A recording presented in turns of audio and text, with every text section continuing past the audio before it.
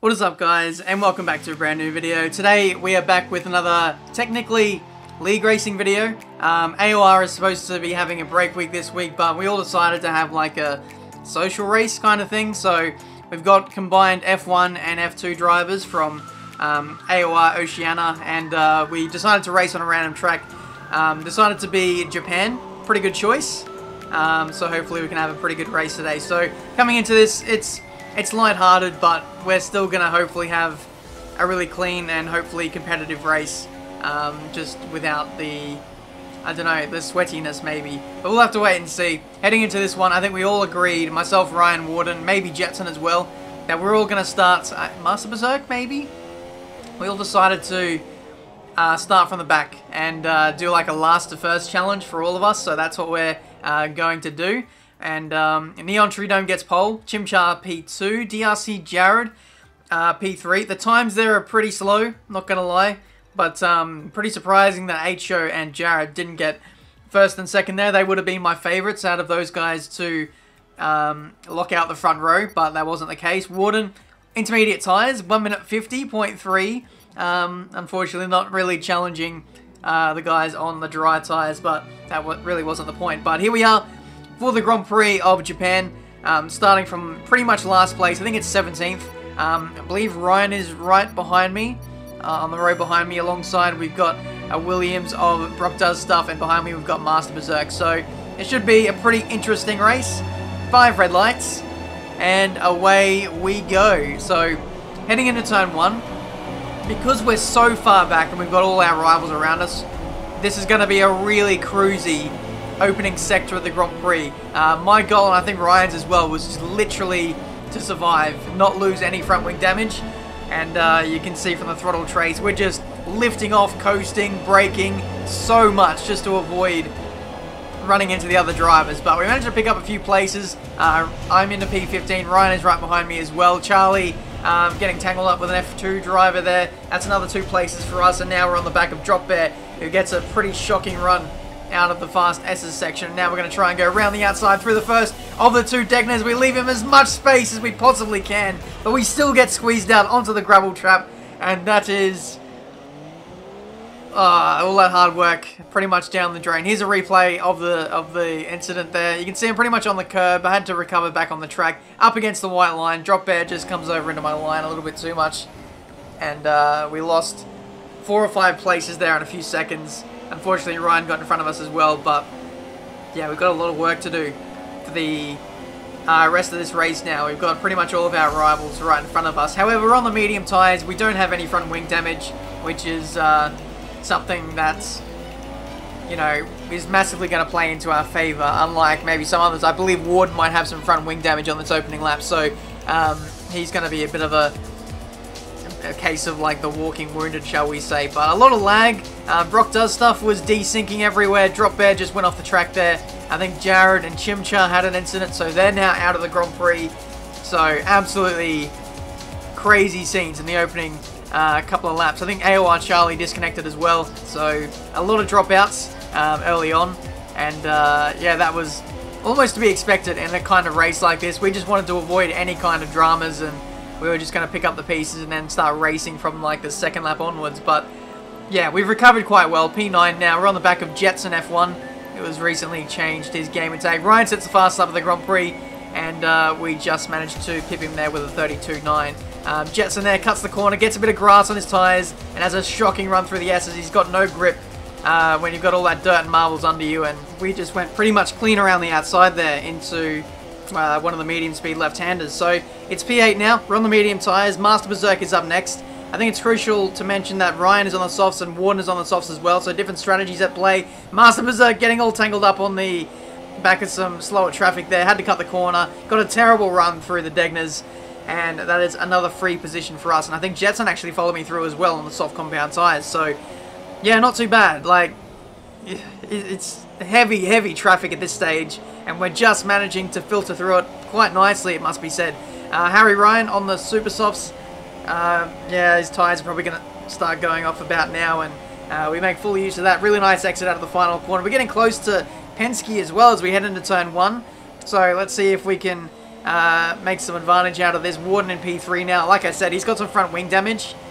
So he's going to be considerably slower than us, especially in this first sector where downforce is everything. He's holding up Penske so much.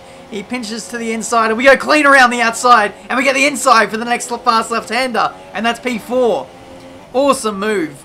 I could see it coming. Like, Warden was just understeering everywhere. I was setting myself up to get a nice exit and maybe overtake into the Degners, but it all unfolded much quicker than what I anticipated, and we, yeah, just made the most of it. Next up is Warden. He's going to be pretty quick on straights, and you can actually see that. Looks like he's actually pulling away, so maybe Slipstream isn't working anymore in this race. There were a few people, like I said, who quit out of the lobby, and once that happens, Slipstream stops working, which is a huge flaw of F1 2017 online. Hopefully that can be fixed, but now we've got some DRS. Like I said, probably no Slipstream, and you can see we're not really making the gains on Warden like I was hoping to, and he's actually running with more downforce, I believe. 3.9 wings or 2.8, something like that. We're running like 1.9. So, fairly similar levels of downforce despite having DRS. Not really making huge gains, but here, this is where the gains are going to happen. Warden understeers out wide. We might possibly get him up the inside into the next left-hander. I think we will. Setting up the move nicely. It's very, very close between the two of us.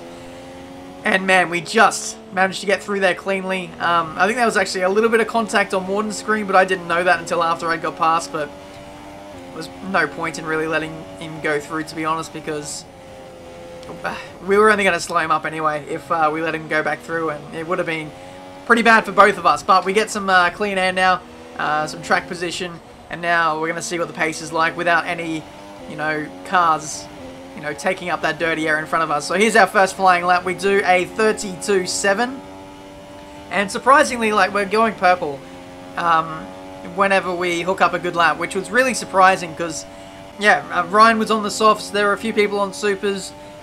Mediums, I thought they were going to be all right. This is a F2 driver getting in the way of Ryan. Had to cut the corner to get past him. I don't know what he was doing, just dawdling on the apex. And meanwhile, we're punching in those fastest laps. But yeah, I wasn't expecting these mediums to phase in and be so quick so early on in this race. I was expecting the other guys to really have a stranglehold on this race, pace-wise, but right throughout the entirety of the stint, we were just dominant, which was really, really interesting. But we're coming into the pits now. We're being aggressive on the strategy. I wanted to undercut Ryan. The gap was 4 seconds. And I thought if I pit on early to a set of softs, we can punch in a few laps and make it really close between the two of us by the time Ryan makes his stop. He's going to be going on to supers in a couple laps. But I really didn't think this strategy out. If I would have stayed out maybe an extra lap or 2 laps, I could have gone onto the supers as well, and I've kind of realised at this point, getting held up behind Warden, going to be on the slower tyre for the rest of the race. I've just made things very, very difficult for myself, and yeah, I just wanted to try something different. But we go around the outside of Warden into the hairpin. I believe he's still on his tyres that he started the race on, so his pace is absolutely nowhere, especially with that front wing damage that he's been carrying for 15 laps already. If I was him, I would have stopped quite early and gone onto the mediums, because, especially with our pace, the mediums are quite versatile around this circuit, really quite fast. But he's trying it. He's probably going to set a fast lap at the Grand Prix later on once he gets those supers on, but now's our time to push. Now is the time to unleash whatever pace we have for the next lap or two, now that we've got clear air before Ryan makes his stop. So we'll see what we can do. We're going to be like a second or two faster than our previous best, and Ryan is probably going to be really starting to feel the age of his tyres now. So I feel like if we bang in 2 purple laps, we could cut the gap down to nothing. But that's a bad exit of Degner 2, just pushing a little bit too hard, and again pushing too hard into the final chicane. Not a great lap, but I think we're still going to go purple anyway. This is our first flying lap on the soft compound tyres across the line. Improved by 1.1 seconds, and we could still go much faster than that if we get a good lap in, but the next lap wasn't even that. It was slower despite the mistakes of the previous lap, and Ryan emerges just in front of us. So I mean, if we nail 2 hot laps there, I think we would have got the lead. It's that close, and now Ryan on his super soft tyres is going to pull away. But yeah, I think for now, we just got to grind it out. We're going to try and stay with Ryan if we can, apply the pressure. We are running really low on fuel as well, so that's not really helping our case.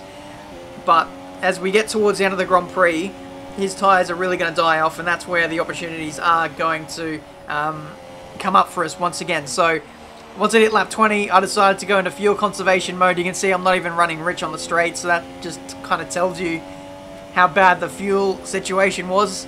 So just trying to get that under control for the next few laps, and then, well, if we can get to like 0.2, 0.3 laps of fuel in the green, then we can afford to go back in rich and apply the pressure again. So we get to about lap 23, 24, and we decide to push again. We got the gap to, I think it's like 3.1 seconds, and we're just trying to close him in as much as we can. Even if we can get within 3 seconds, that does give us a chance of winning the Grand Prix if Ryan has a penalty, which I believe he might.